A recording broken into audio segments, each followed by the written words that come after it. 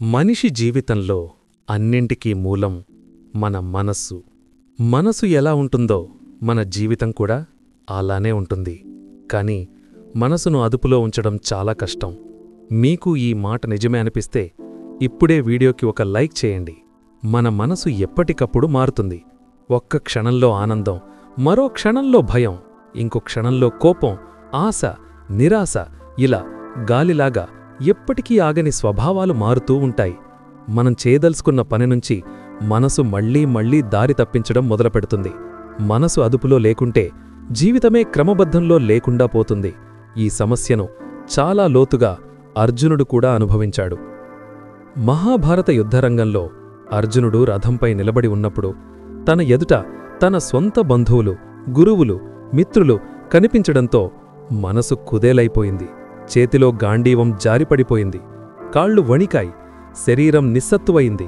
కన్నీళ్లు ప్రవహించాయి. ఆలోచనలు గందరగోళమయ్యాయి. యుద్ధం చేయలేనని, ఇది తప్పని, తనకు శక్తి లేదని అనుకున్నాడు. ఈ స్థితిలో అతడన్నాడు, ఓ కృష్ణ, నా మనసు నియంత్రణలో లేదు. అది చాలా బలంగా ఉంది. గాలిలాగా ఎప్పటికప్పుడు కదులుతోంది. దీన్ని అదుపు చేయటం అసాధ్యం. అప్పుడు కృష్ణుడు చిరునవ్వుతో అన్నాడు, అవును అర్జున, నీ మాట నిజమే. మనసు చంచలమైనది. అది ఎప్పటికీ ఒకచోట నిలబడదు. కాని అదే సమయంలో ఒక గొప్ప రహస్యం ఉంది. మనసును నియంత్రించడం కష్టమైనా అసాధ్యం కాదు. సరైన సాధనతో, నిరంతర అభ్యాసంతో మరియు వైరాగ్యంతో మనసును జయించవచ్చు. ఇక్కడ కృష్ణుడు మనకు ఒక గొప్ప సత్యాన్ని బోధించాడు. మనసు మనకు మిత్రుడు కూడా అవ్వగలదు, శత్రువు కూడా అవ్వగలదు. ఎవరు తమ మనసును అదుపులో ఉంచుటారో వారికి అది మిత్రుడవుతుంది. ఎవరు అదుపులో పెట్టలేరో వారికి అది శత్రువు. అంటే మన భవిష్యత్తు, మన ఆనందం, మన విజయాలు అన్నీ మనసు స్థితిపై ఆధారపడి ఉంటాయి. అర్జునుడు మళ్లీ అడిగాడు, కాని కృష్ణ, మనసు ఇంత చంచలంగా ఉంటే దాన్ని ఎలా జయించగడము? దానికి కృష్ణుడు సమాధానమిచ్చాడు, 2 మార్గాలున్నాయి. ఒకటి అభ్యాసం, రెండోది వైరాగ్యం. అభ్యాసమంటే నిరంతర సాధన. ప్రతిరోజు చిన్న చిన్న ప్రయత్నాల ద్వారా మనసును ఒక దిశలో పెట్టడం. ఉదాహరణకు శ్వాసపై దృష్టి పెట్టడం, ధ్యానం చేయటం, మంత్రజపం చేయటం, దైవ చింతన చేయటం. ఇవన్నీ మనసుకు ఒక దిశను చూపిస్తాయి. రెండవది వైరాగ్యం. వైరాగ్యమంటే ఫలితంపై అతిగా పట్టుబడకపోవడం. మన కర్తవ్యాన్ని చేసి ఫలితాన్ని దైవానికి వదిలేయటం. కృష్ణుడు చెప్పిన ప్రసిద్ధమైన మాటలే ఇవే. కర్మణ్యేవాధికారస్తే మా ఫలేషు కదాచన. అంటే మనకున్న హక్కు కేవలం కర్మపైనే, ఫలితంపై మనకు హక్కు లేదు. మనం ప్రయత్నం చేస్తే చాలు. ఫలితం ఎలా వస్తుందో అది కాలం, పరిస్థితులు, దైవ కృపలపై ఆధారపడి ఉంటుంది. మనసును నియంత్రించడం గురించి కృష్ణుడు ఎన్నో ఉపమానాలిచ్చాడు. అతడన్నాడు, సముద్రంలో ఎన్ని నదులు కలిసినా సముద్రం స్థిరంగానే ఉంటుంది. అలాగే మనసు కూడా ఎన్ని ఆలోచనలు వచ్చినా వాటిని లోపలికి తీసుకోకుండా శాంతంగా ఉండగలిగితే అదే నిజమైన నియంత్రణ. ఇంకో ఉదాహరణ, గాలిలేని చోట దీపం ఎలా ప్రశాంతంగా వెలుగుతుందో అలాగే నియంత్రిత మనసు ఉన్నవారి బుద్ధి కూడా స్థిరంగా ఉంటుంది. అర్జునుడు మళ్ళీ అన్నాడు, కృష్ణ, ఇది చాలా కష్టంగా అనిపిస్తోంది. నాకు ఇది సాధ్యం అవుతుందా అని భయం వేస్తోంది. అప్పుడు కృష్ణుడు ధైర్యం చెప్పాడు, అర్జున, భయపడవద్దు. ఎవరు ప్రయత్నం చేస్తారో వారికి ఒక్క క్షణం కూడా వృధా కాదు.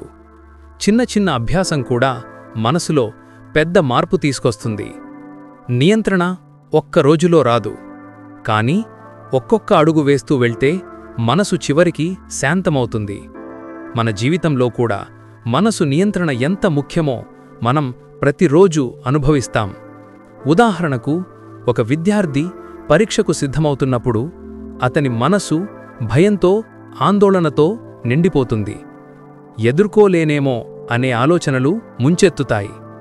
కాని ఆ సమయంలో మనసును శాంతపరచి, నేను కృషి చేశాను కాబట్టి నాకు ఫలితం తప్పక వస్తుంది అని ధైర్యం కలిగించుకుంటే ఆ మనసే అతనికి విజయాన్ని ఇస్తుంది. ఒక ఉద్యోగి కొత్త పని మొదలుపెట్టినప్పుడు, ఆఫీసులో ఒత్తిడి పెరిగినప్పుడు, లేదా ఒక వ్యక్తి జీవితంలో సమస్యలు వచ్చినప్పుడు మనసు అదుపులో లేకపోతే తప్పుడు నిర్ణయాలు తీసుకుంటాం. కాని కృష్ణుడు చెప్పినట్టు మనసు స్థిరంగా ఉంచగలిగితే సమబుద్ధితో ఉండగలిగితే మనం సరైన నిర్ణయాలు తీసుకుని ముందుకు సాగగలం. మనసును నియంత్రించగలిగిన వ్యక్తి నిజమైన యోగి అవుతాడు. యోగి అంటే పర్వతాల్లో కూర్చునేవాడు కాదు. యోగి అంటే మనసుపై నియంత్రణ కలిగినవాడు. అతను సుఖంలోనూ దుఃఖంలోనూ విజయాలలోనూ పరాజయాలలోనూ ఒకేలా ఉంటాడు. అతని మనసు ఎవరివల్ల కదిలిపోదు. కృష్ణుడు మరొక గొప్ప రహస్యం కూడా చెప్పాడు. మనసు ఎప్పుడూ దారి తప్పితే దానిని తిరిగి దైవంపై కేంద్రీకరించాలి. దైవస్మరణ మనసుకు శాంతినిస్తుంది. అర్జునుడు యుద్ధరంగంలో నిలబడగలిగిన కారణం కృష్ణుని సన్నిధి, అతని మాటలు, అతని మార్గదర్శకత్వం. మన జీవితంలో కూడా మనం ఎప్పుడైనా కష్టంలో పడితే, మనసు కుదేలైతే కృష్ణుని మాటలు, గీతలోని జ్ఞానం మనకు మార్గం చూపుతుంది. ఇలా చూస్తే కృష్ణుడి బోధనలు మనకు ఒక టైమ్లెస్ సత్యాన్ని నేర్పుతున్నాయి. మనసు అదుపులో లేకపోతే మనం బలహీనులం. కానీ మనసు అదుపులో ఉంటే మనం అజేయులం. మనం కోరుకున్నదాన్ని సాధించగలము. మనలోని దాగి ఉన్న శక్తిని వెలికితీయగలము. ఇక్కడ ఒక ఆసక్తికరమైన విషయం ఉంది. ఆధునిక కాలంలో చాలామంది లా ఆఫ్ అట్రాక్షన్ గురించి మాట్లాడుతున్నారు. ఇది చెబుతున్నదేమిటంటే మనం ఏం ఆలోచిస్తామో అదే మన జీవితంలోకి వస్తుంది. మన ఆలోచనలే అయస్కాంతం. మన మనస్సు సృష్టి కేంద్రం. ఇది వాస్తవానికి కృష్ణుడు గీతలో చెప్పిన సత్యమే. ఆయన చెప్పాడు, మనసు మన మిత్రుడవుతుంది, శత్రువవుతుంది. మన ఆలోచనలే మన జీవితం నిర్మిస్తాయి. అంటే భగవద్గీతలోని జ్ఞానం మరియు లా ఆఫ్ అట్రాక్షన్ సూత్రం రెండూ ఒకే దారిని చూపిస్తున్నాయి.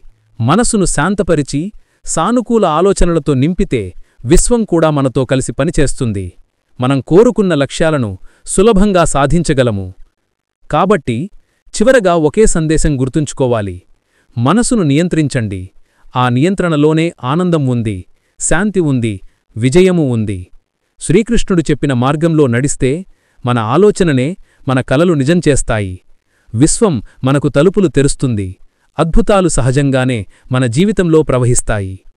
మరిన్ని ఇలాంటి ప్రేరణాత్మక లా ఆఫ్ అట్రాక్షన్ వీడియోలు చూడాలంటే ఛానల్కి సబ్స్క్రైబ్ చేయండి. అలాగే లైక్ చేయడం మర్చిపోవద్దు.